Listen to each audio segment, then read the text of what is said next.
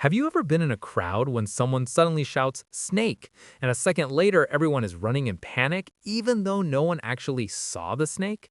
Congratulations, you've just witnessed a free demo of a system bug called mass hysteria. This isn't about stupid people being easily fooled. This is about a human synchronization protocol that works a bit too hard. We are designed to mimic one another for survival. The problem is, if what we mimic is madness, then an entire city can turn into a dangerous stage for the absurd. From people dancing to their deaths to nuns meowing like cats, history records that our reality can bend simply because we pay too much attention to what our neighbors are doing. Today, we will dissect 8 of the strangest mass hysteria phenomena that prove our collective consciousness is often just one wrong update away from total insanity. Let's switch on our logic before our systems start to hang. Dancing Plague of 1518, the lethal dance loop. We start with the most classic and exhausting case, the Dancing Plague of 1518 in Strasbourg. Imagine your POV. You're walking in the morning to buy bread when suddenly your neighbor, Frau Trafea, starts dancing in the middle of the street. No music, no reason, just dancing with an expression of pure terror. You think she's just healing, but the next day she's still dancing. The day after that, 30 others join in. A month later, 400 people are dancing until their feet bleed, collapsing and even dying of heart attacks. Synoptic analysis sees this as an infinite loop in the motor system. At the time, society was under extreme stress from famine and disease. This mental pressure triggered a physical response that was contagious through visual empathy. Instead of calling a doctor, the government at the time built a stage and hired musicians because they thought the cure was to burn off the energy of the victims. It's like trying to fix an overheating smartphone by running a heavy game continuously. Instead of being fixed, the system simply exploded. Salem Witch Trials, the paranoia firewall. In 1692 in Massachusetts, the social operating system experienced a massive malfunction known as the Salem Witch Trials. It began with several teenage girls having seizures and screaming incoherently.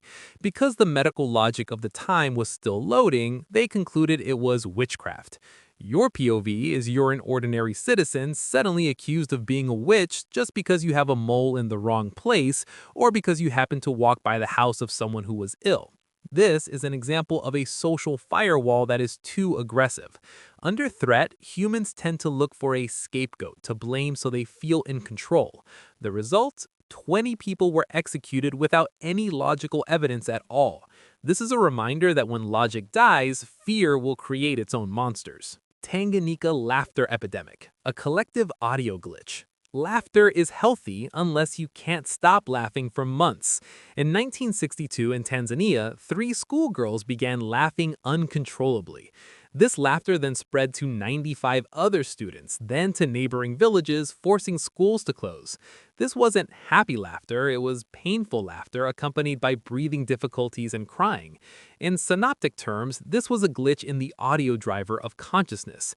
Researchers found that these children were under heavy psychological pressure due to strict new educational standards. Because they couldn't protest verbally, their brains looked for an exit path through hysterical laughter. This is how the system dumps an excess load of stress data when normal communication channels are closed. So if you laugh while stressed, maybe it's your brain's safety mode preventing an explosion. The biting nuns, virus in a closed network. Back to the Middle Ages, in a German convent, a nun suddenly started biting her companions. Shortly after, other nuns in the convent joined in, biting one another. This phenomenon even spread to other convents in the Netherlands and as far as Rome. Imagine a quiet convent suddenly turning into a zombie movie, but without the blood, just annoying little bites. Why did it happen? A convent is a closed network, or a LAN, with very strict rules and high isolation. When one node or person experiences mental breakdown due to isolation pressure, the abnormal behavior spreads rapidly because there is no external input to balance their reality. This is proof that total isolation without connection to the outside world can make our logic systems highly vulnerable to strange, corrupted files. War of the Worlds panic. False system notification. In 1938, Orson Welles broadcast a radio drama about an alien invasion from Mars. Even though it had been announced that this was just a play, thousands of people in the United States panicked. Some wrapped their heads in wet towels to avoid alien gas. Others fled to the mountains carrying weapons. Your POV is you're having dinner, you turn on the radio, and you hear the announcer say the aliens have landed in New Jersey. Without fact-checking, you immediately log out of common sense. This is high-level social hacking. Because radio at the time was considered an absolute source of authority, like a blue checkmark account today, people swallowed the information whole. This hysteria proves that the speed of information, when not accompanied by a logic filter, will only result in mass chaos. Pokemon Seizure, mass hardware failure. This is a unique case where the hysteria was triggered by real physical stimulation. In 1997 in Japan, an episode of the Pokemon anime titled Denno Senshi Porygon was aired. In one scene, there was a rapid flash of red and blue light. The result? Almost 700 children were hospitalized for seizures. But what was interesting synoptic was what happened the next day.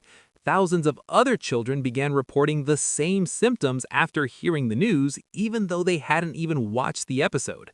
This is a blend of hardware failure, photosensitivity, and software failure, psychological suggestion. Once the news of the Pokemon disease spread, other children's brains began to simulate the symptoms automatically. Sometimes just by knowing a disease exists, our brains can be creative enough to make us feel sick. The Monkey Man of Delhi, background process rumor. In 2001 in New Delhi, India, reports emerged of a mysterious 4-foot creature with metal claws and red eyes attacking people at night. The entire city panicked. People began beating anyone who looked suspicious, and some even jumped from rooftops in terror. The police never found any physical evidence of this monkey man. What they found instead were thousands of people stressed out by a heat wave and frequent power outages. In the darkness and the stifling heat, the human brain began rendering terrifying objects from simple shadows.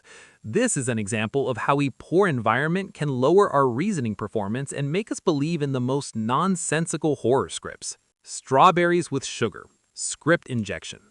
In 2006 in Portugal, there was a popular teen soap opera titled Morangos com Açúcar, or Strawberries with Sugar. In one episode, it was told that a deadly virus attacked a school.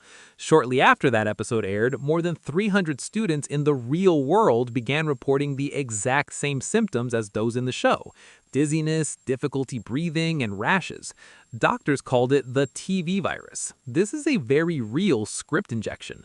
Your POV is you watch your idols get sick on TV, and because you feel so emotionally connected to them, your body begins to mimic the symptoms.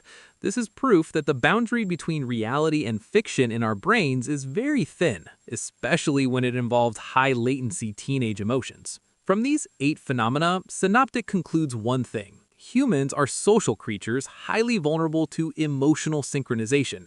Mass hysteria doesn't mean we're crazy, it means our empathy and mimicry systems are in overdrive. We focus so much on matching the frequency of those around us that we forget to ping our own personal logic. The trigger factors are always the same: environmental stress, social isolation, or unverified information from authority. In today's social media era, mass hysteria no longer needs an entire city to dance together. Just one dangerous trend or one viral fake news, and millions of people can experience digital madness simultaneously. We now live in one massive global network, which means the risk of a mass crash is also far greater. So, of those 8 phenomena, which one makes the least sense to you? Or have you ever been caught in a mass trend or panic that feels ridiculous looking back? For example, following a hype for something you didn't even need. Write your stories or theories in the comments. Let's discuss how to keep our logic stable in a world that is hanging more and more often. Thank you for watching till the end. If you like how we explain complex things to make them make more sense, don't forget to follow Synoptic. We will continue to discuss many everyday things that are actually fascinating, as long as they're explained the right way.